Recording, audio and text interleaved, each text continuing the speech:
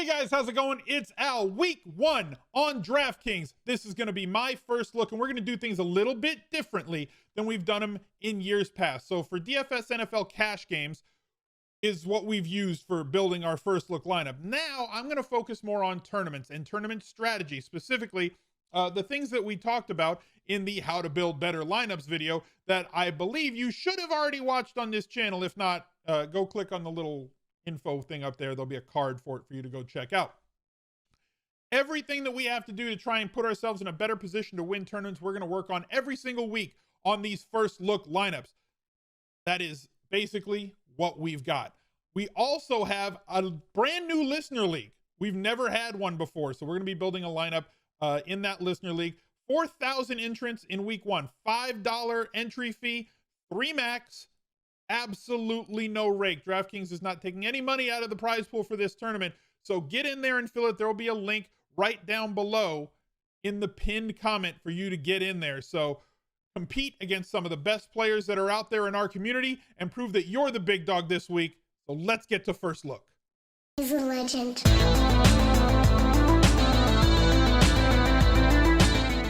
So many partnerships and so many sponsors, and we've done so many giveaways on this channel. We'll continue to give back to our community throughout. The biggest value add that we have in this community is the Discord channel. If you want to look down below in the description, there's a link to all the discounts, the Discord, all of my social media channels, 5,000 plus members of our community. No matter when you want to talk to somebody about daily fantasy football, when basketball season gets here, MLB, anything, there are channels in there, but it's locked behind the join button. So become a channel member here on YouTube or a subscriber over on Twitch if you want to join. Also, establishtherun.com. There is a link down below for a discount off of their season bundle. I believe it's 10% if you use the promo code smizzle. Same thing goes with Fantasy Labs, discounted membership to them. A link in that description as well. RotoWire is absolutely free for 10 days if you use the link rotowire.com/smizzle. And we're doing something that I think is somewhat special on the channels this season. We're trying to raise $25,000 for No Kid Hungry. There will be a link in every single video in the description if you wanted to take part in this giveaway. $25,000 for No Kid Hungry, who provides school breakfasts and lunches and food at home to kids that are food insecure, something that we really should not have in this country with as much money as we have. We're going to try and raise $25,000. It kicks off today, runs till December 31st. If we can raise $25,000 as a community, every $5,000 that you guys raise collectively, I will match. So that means if you guys can hit that $25,000 goal by the end of December, I will donate an additional $25,000 to No Kid Hungry. I will match every $5,000 up to $25,000 total. With that, let's get to the video. So taking a look at week 1, we know that there's an awful lot of value, right? Like a massive, just a ridiculous slate. Here's the listener league. Right now we got 126 of 4,000 in there. $5 entry fee, 3 max, no rake. Doesn't get better than no rake, guys. I can't possibly do better than free, right? So we got quarterbacks to look at.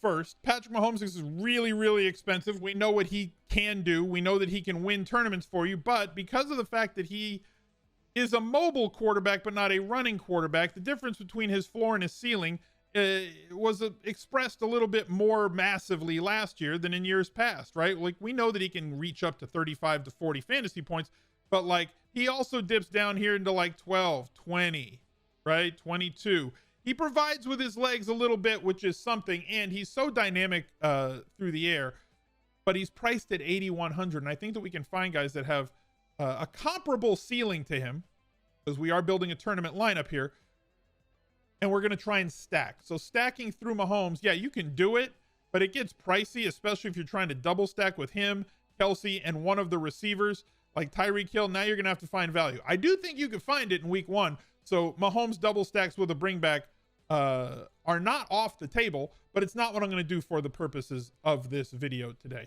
Kyler Murray, we know how much he adds with his legs. The QB2 last season, when he was healthy before the shoulder injury, he was running all over the place. I'm hoping that there is going to be a return to this sort of usage for Kyler Murray, where he runs the ball about 8, 9, 10 times a game, because that means whenever he takes the field, he's walking out there with like 9 or 10 fantasy points before he even throws a pass. And hopefully in year 3, he takes a little bit of an efficiency bump, because efficiency, not volume, is what leads to quarterback scoring. We get the floor with the rushing yards, possibility for a chance with a ceiling, but again, very pricey, especially compared to like Ryan Tannehill in that same game, who's playing at home and favored in a game with a total over 50, who's only 6,500. So while Tannehill does not add as much and as much consistently with his legs as Kyler Murray does, we know that he can, scoot when he has to, and really, really efficient through the air.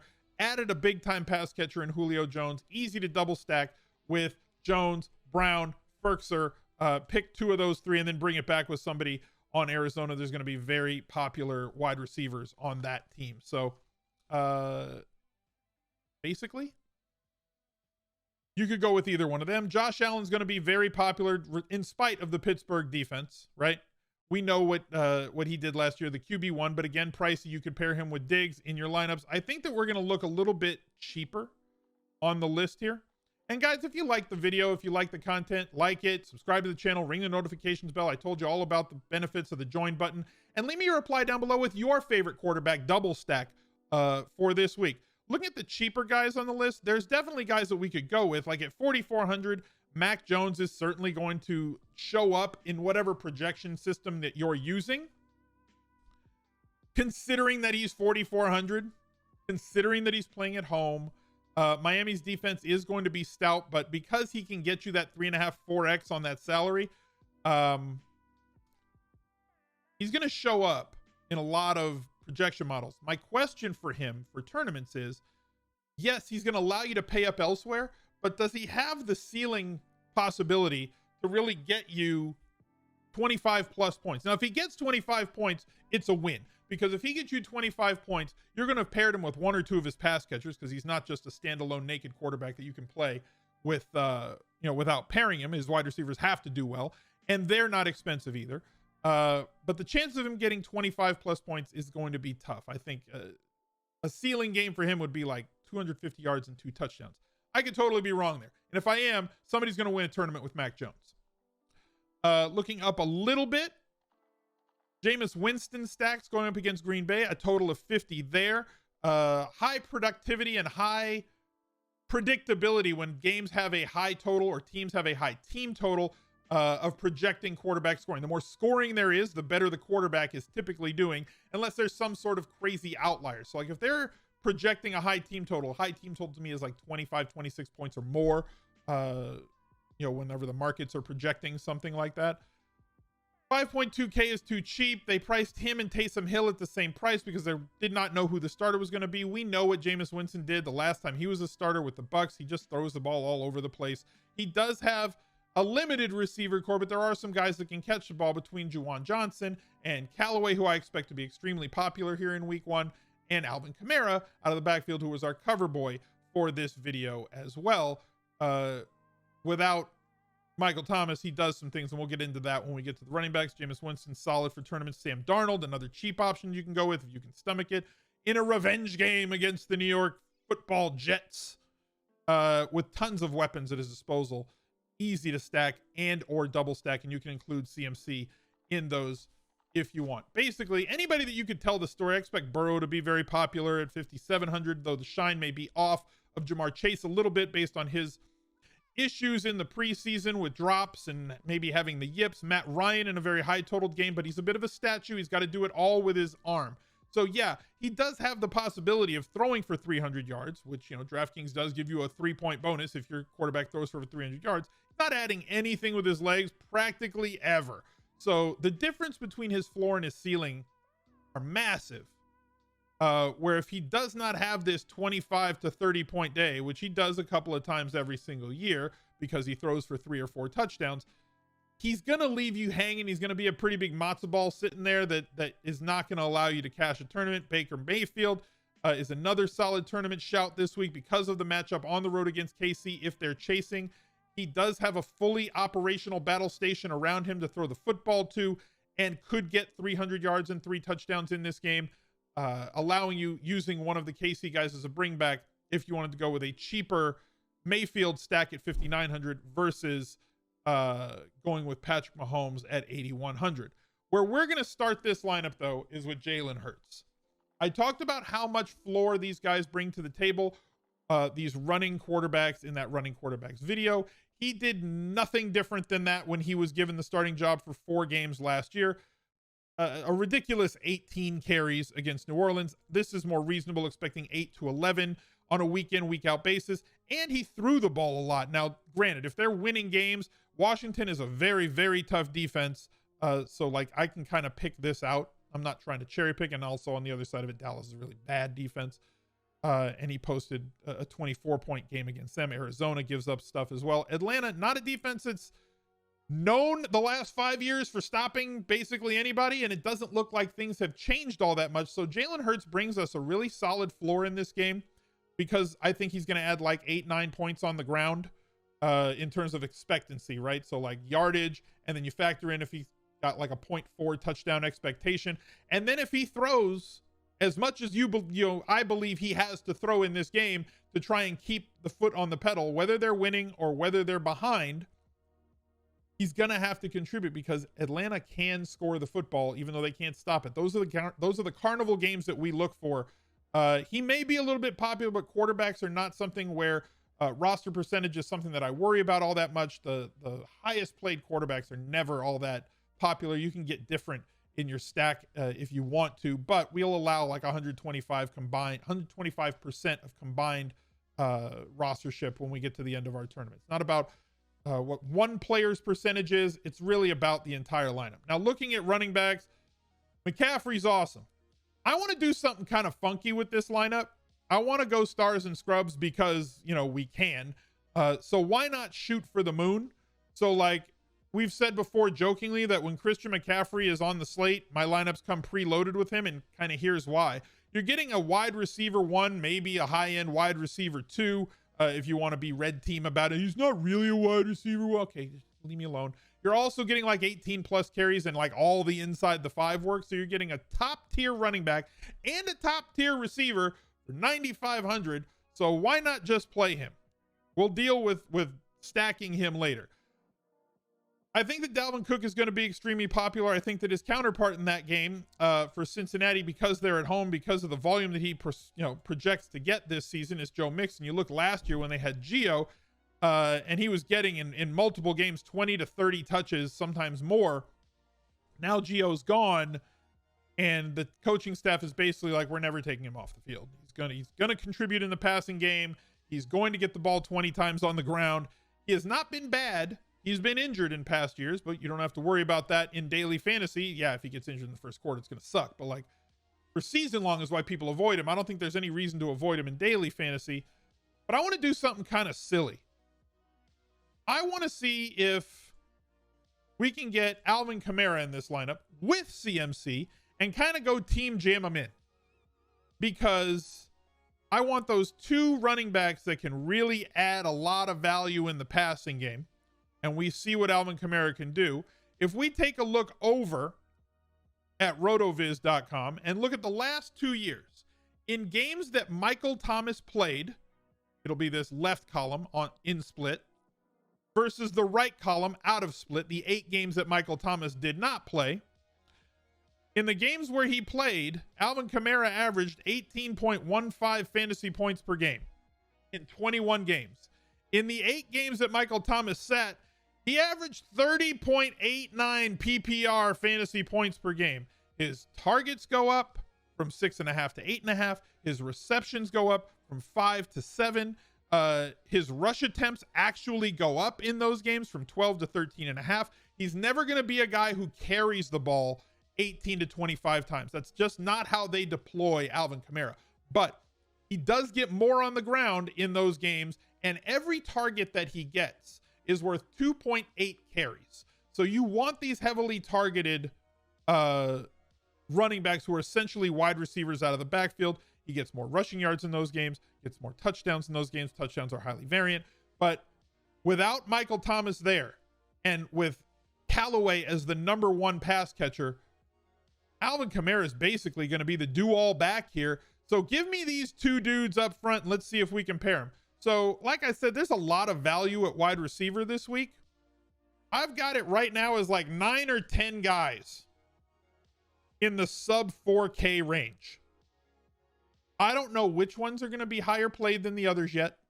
I don't know which ones are the quote right answer, but just kind of scrolling from the top. AJ Green, Jalen Reagor, Zach Pascal, more than probably with T.Y. Hilton out.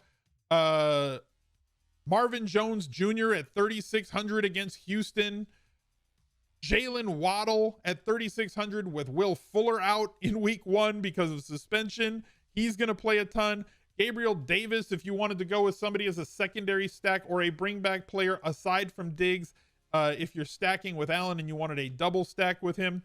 Talked already about Marquez Callaway wearing that number 1, looking slick on the field, the number 1 outside target for the New Orleans Saints this year with Michael Thomas out and injuries everywhere else, and little mighty mites running around, like Deontay Harris and Traquan Smith aren't like guys who can handle 8, 9, 10 targets a game. So Callaway's going to see a massive workload heading his way for 3,400. And then we get down to like who else is on this list? Deontay Harris at 3,200. I just talked about. Terrace Marshall. Like now we're getting into the rookies, right? So like Terrace Marshall at 3,000. I don't think he's going to get a ton of targets, but he could get high leverage ones. And in tournaments, you don't really care about the floor as much as you care about the ceiling. And there will be a 2 touchdown game from Terrace Marshall this year. Predicting when it's going to be could be a problem, but he's going to play a lot of snaps out of the slot with DJ Moore and Anderson on the outside getting a lot of attention. And obviously CMC is going to get a lot himself. So 3K might be the last time we see him at that price. The 2 more rookies, Rondale Moore for Arizona is 3K. He's going to fulfill the Larry Fitzgerald role and probably get 5 or 6 targets at minimum salary. Way too cheap for him.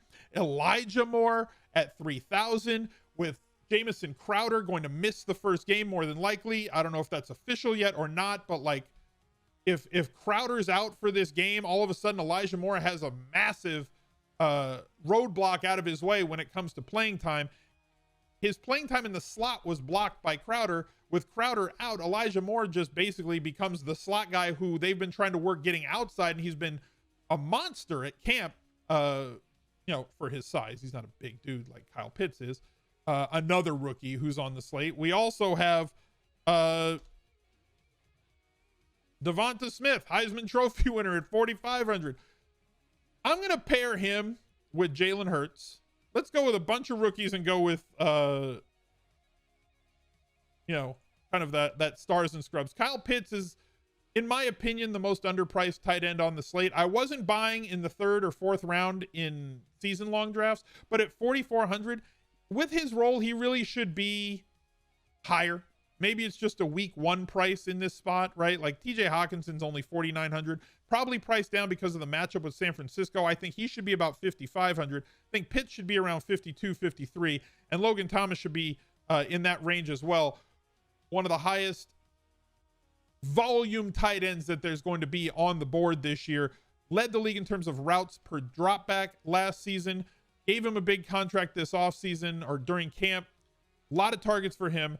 Ton of targets for Hawkinson. If you want to pay up to be different with Kelsey, I think that most people are going to land on those cheaper tight ends, which allows you to pay up to be different at tight end with Kelsey. And because of all those sub 4K players at wide receiver, I kind of feel like you can do it. So we have our primary stack with Hurts and Smith. We have a bring back player with Kyle Pitts from the same game. Tournament strategy here. We have Alvin Kamara. I'd like to get some correlation with him. He's pretty good. Like we could totally just afford him, right?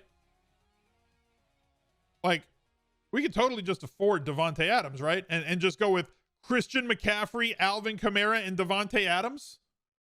I could correlate very easily in this spot with Elijah Moore at 3K. I talked about Rondale Moore also. He's 3K and getting a lot of targets, has big time upside in the role that he's got. Hopefully they target him a little bit downfield, but he's got a good floor because of those low distance targets that he's going to see. And we just got to plug in a cheap defense. Oh, the Colts. Seattle takes a lot of sacks. So here we have a triply correlated lineup with Hurts to Smith, bringing it back with Kyle Pitts. We have Christian McCaffrey in the same game correlated with Elijah Moore. We also have Alvin Kamara correlated with the number one target guy on the other team in Devontae Adams. There's plenty of other wide receivers that you can go with, right, in the mid-range. Ridley is somebody that I think is awesome. Tyreek Hill as well. Steph Diggs is going to be extremely popular in week 1. DK Metcalf can break any slate any day. A.J. Brown is a grown man, and we know what he can do. And if you wanted to play a Tannehill lineup, you're clearly going to be stacking through Brown and either finishing that off with Julio Jones or Ferkser and bringing it back with somebody on the other side for Atlanta. Probably not going to stack against Washington all that much this year. Terry McLaurin looks like a good value at 6,400. There's so much you can do because it's week 1 and the prices come down because they're trying to make it fun for everybody to build lineups. That's going to be my first look at building a tournament lineup with heavy correlation. Drop a like, subscribe to the channel, ring that notification bell, and become a part of the Noti gang. Jump in Discord, give some money to charity. I wish you the best of luck this season and this weekend. Bye. He's a legend.